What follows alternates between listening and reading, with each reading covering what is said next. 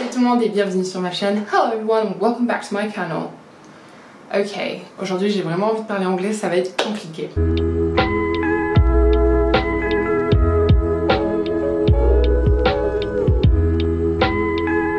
Alors aujourd'hui je vous retrouve pour une nouvelle vidéo qui m'a encore été demandée sur Instagram. J'en ai marre de cette série, je tiens à vous dire, j'en ai marre de filmer tous les jours, mais en vrai ça me plaît.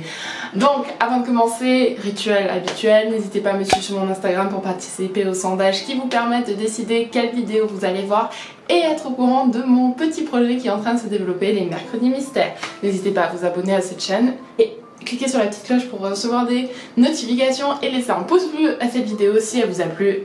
Maintenant que la pub est finie, on va tout de suite commencer avec la vidéo.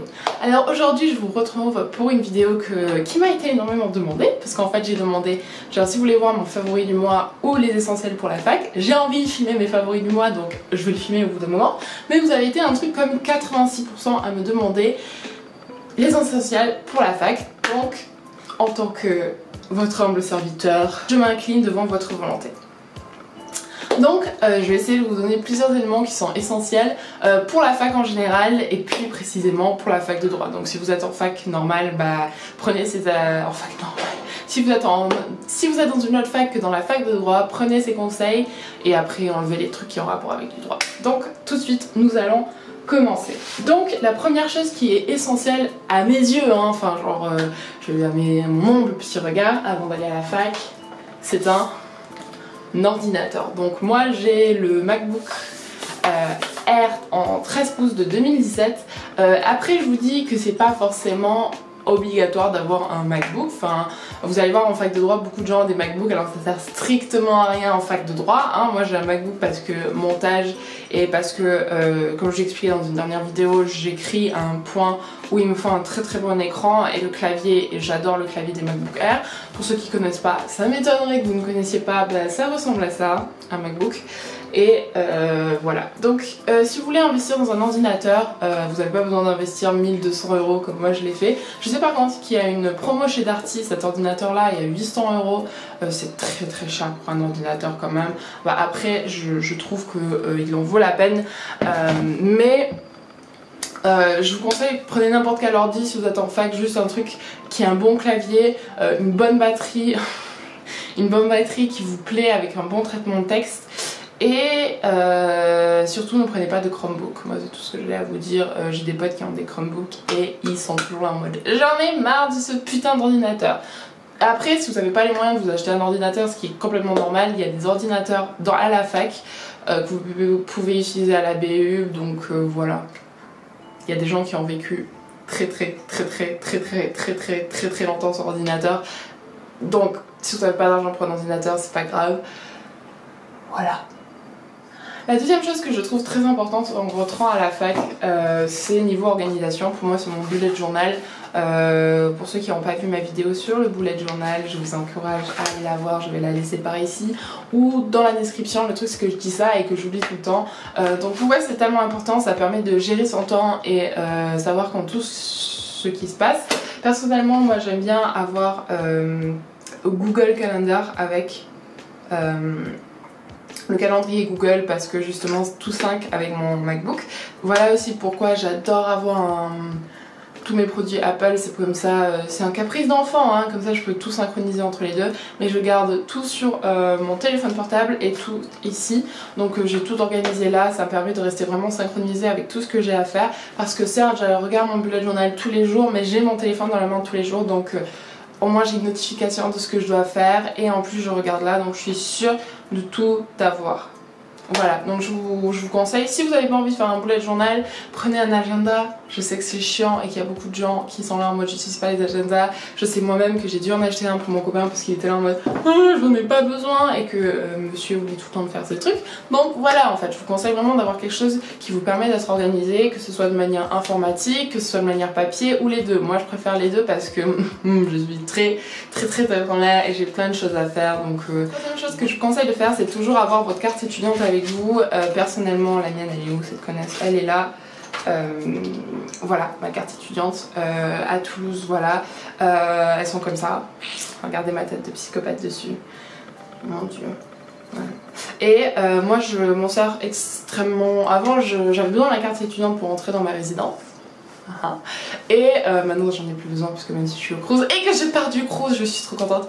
Bon, même que je suis au cruise, j'en ai plus besoin pour rentrer parce qu'il y a un digicode, mais j'en ai énormément besoin pour payer parce que je sais pas si sur les autres campus il y a ça, mais nous on a Easily, donc il suffit d'avoir notre carte étudiante, on n'a même pas besoin d'avoir notre carte bleue sur le campus, on peut payer avec notre carte étudiante parce qu'elle est magnétisée, et aussi pour les partiels. Et en fait quand vous êtes sur le campus, c'est votre moyen d'identification parce que vous avez votre numéro étudiant et votre INE. Donc c'est vraiment pratique et je vous conseille tout le temps d'avoir votre portefeuille sur vous et votre carte étudiante sur vous. Moi je me rappelle par cœur de mon INE et de mon identifiant parce que ça fait 2 ans que j'ai le même, donc je m'en souviens par cœur. C'est un peu comme un immatricule.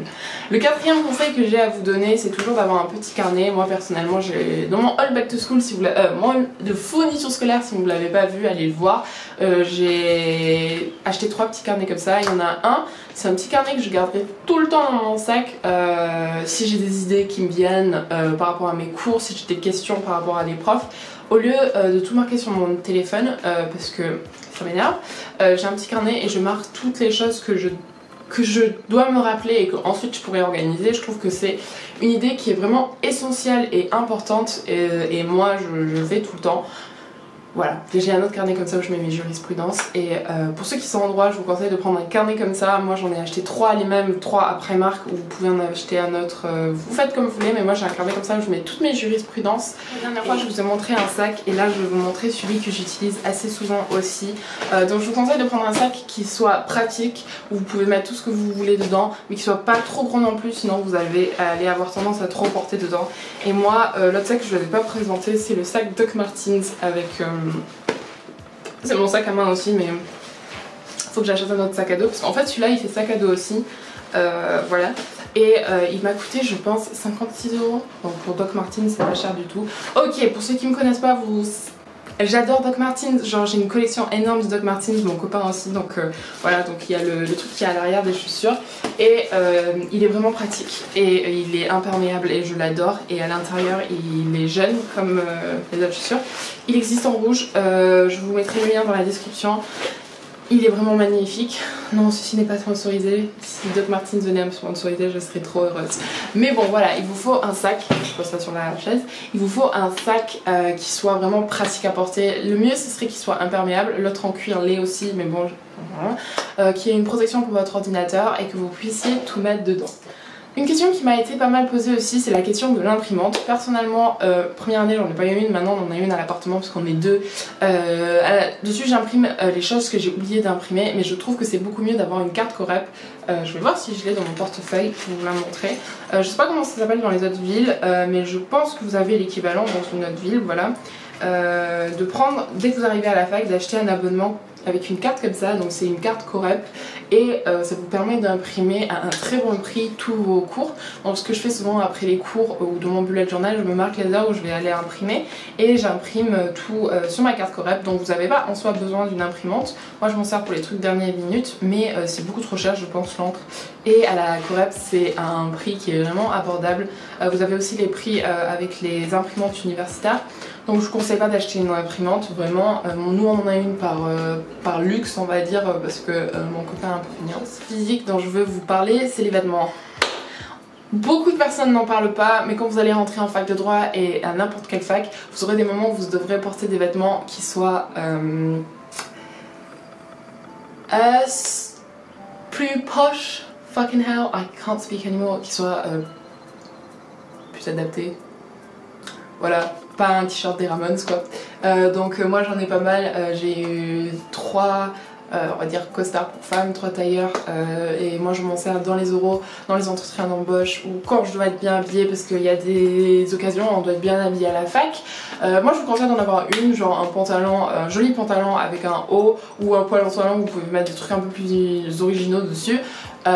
Vous en aurez besoin quoi qu'il arrive, parce que vous allez rentrer dans la vie adulte, et croyez-moi si vous arrivez avec un jean et un t-shirt des Ramones comme je suis habillée au chantilly, je suis très fatiguée, bah ça va pas vraiment passer, donc essayez d'avoir genre au moins dans votre garde-robe, on s'en fout de comment vous vous habillez, mais essayez au moins d'avoir quelque chose de professionnel dans votre garde-robe. Le monde est débile, j'aimerais bien qu'il évolue, mais moi par exemple je veux vraiment me faire un tatouage et je suis toujours dans la mentalité, enfin ma mère est plus dans la mentalité de qui a un tatouage c'est horrible, mais bon voilà, et le monde du droit est toujours un peu comme ça.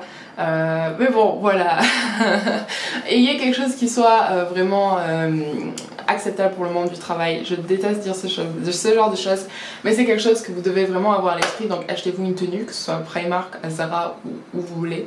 Voilà, je l'aurais pas beaucoup apporté, donc réfléchissez-y. Je sais qu'à Primark on peut acheter des chemises blanches à 5 €. Je les ai jamais essayé, mais bon voilà. C'est ensuite, une autre chose que je vous conseille d'avoir, c'est une grosse clé USB avec pas mal de stockage ou un disque dur pour pouvoir faire un backup de tous les dossiers que vous avez. Moi j'ai fait un backup sur une grosse clé USB et sur mon iCloud. Je reviens tout le temps à Apple, mais comme ça j'ai tout ce qu'il y a sur mon ordi, sur mon téléphone. Voilà. C'est très bien d'avoir du double stockage parce que si vous faites un devoir que sur votre ordi et que malheureusement un jour votre ordi va planter, vous allez être là en mode ça m'est déjà arrivé. Donc voilà, je vous conseille vraiment d'avoir un backup pour tout ce que vous faites. Pour ceux qui sont en fac de droit et qui m'ont demandé en première année j'ai besoin d'acheter quoi, c'était pas français, voilà. Vous aurez obligatoirement besoin d'un code civil, ça c'est pas le mien, c'est celui de mon copain parce que le mien il est là-bas et j'ai la flemme de me lever pour aller le chercher. Le mien il est tout postité, donc je voulais pas vous montrer le mauvais exemple, celui de mon copain est pas postité. Moi j'avais un prof qui me laissait postiter et mon copain... maltraite ses codes putain. Non, et mon copain avait une prof qui ne laissait pas les post-it. Je doute très fortement qu'en première année ils vont vous demander d'apprendre les articles par cœur. Moi j'ai eu ce problème en droit civil de la responsabilité. Des responsabilités, j'ai dû apprendre les articles par cœur, mais il n'y en avait pas beaucoup à apprendre. C'était genre vraiment une petite... je pensais qu'il y en avait une vingtaine, une quinzaine d'articles que je devais apprendre par cœur. Mais vraiment, achetez-vous le code civil. Attention, il y a tellement de réformes en ce moment que surtout, mais n'achetez pas les codes 2017, 2018, 2019.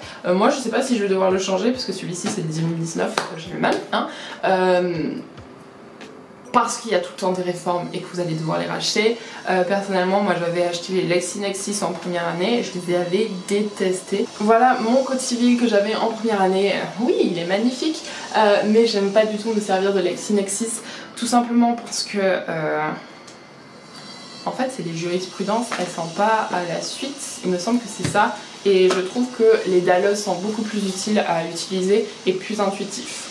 Il y a une très bonne vidéo de Christina que je vous mettrai dans la description qui dit un peu Dallos versus LexisNexis. Je pense qu'elle est plus LexisNexis, je pense, hein, mais moi je suis définitivement Team Dallos après avoir essayé les deux. Ils sont un peu plus chers ceux-là aussi, je pense que c'est pour ça que j'avais acheté en première année. Mais voilà, achetez-vous un code à jour.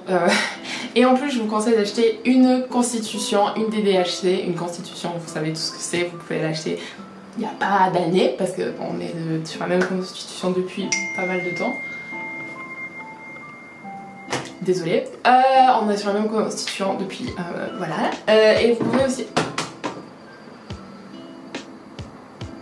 Vous pouvez aussi acheter une DDHC, ça vous sera toujours utile, elles sont pas très chères. DDHC, Déclaration des droits de l'homme et du citoyen. Et voilà, et après un lexique des codes juridiques, des termes juridiques que je vous conseille d'acheter, je vous mettrai une photo par ici, parce que le mien il est quelque part. J'ai l'impression d'avoir pas mal dévaillé là, et voilà. Je pense que j'ai tout dit dans les essentiels. Une autre chose très essentielle que vous devez amener à la fac, c'est la confiance en soi et le fait que si vous réussissez pas la première année, c'est pas grave. C'est tellement différent, il y a tellement de taux d'échec, donc vous serez pas les seuls. Si vous n'avez pas les meilleures notes en première année, c'est pas grave non plus. Le mieux c'est de donner tout ce que vous avez, de vous amuser mais pas trop, de trouver un équilibre parfait entre la fac et ce que vous aimez faire. Enfin, normalement vous aimez ce que vous faites à la fac, mais putain, pardon. De trouver un équilibre parfait entre vos études et vos amis, vos études et vos hobbies, et vraiment c'est que l'école. Donc voilà, ne soyez pas trop stressés, n'y réfléchissez pas trop, soyez organisés, soyez motivés et je vous jure que tout se passera très bien pour vous. Donc, bon après-midi à vous tous et à demain pour une nouvelle vidéo.